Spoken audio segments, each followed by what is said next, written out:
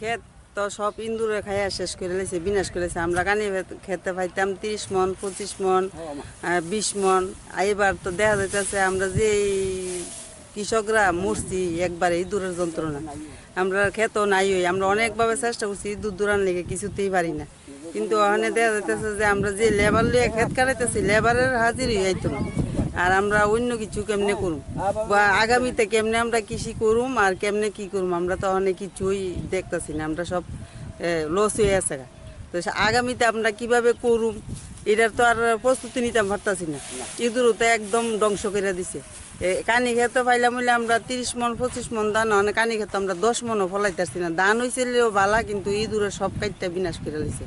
এখন তো আর আমরা কিছু করার নেই। মানে সরকার যদি আমরা দিকে দেখিয়া কিছু আমরা হেল্প করে তুলে আমরা আবার ফিরে ফসল করতে পারব, এতটুকুই আমরা আবেদন। মানে ইঁদুর তার কেউ নাই যে আমরা গিয়ে ইঁদুরে কিছু করবো। অনেকভাবে ওষুধ মুষুধও দিছি, ইঁদুরের দমন করতাম পারছি না। আমরা বহুত চেষ্টা করছি আমরা ইঁদুর দমন করার লেগে, কিছুতেই পারি না।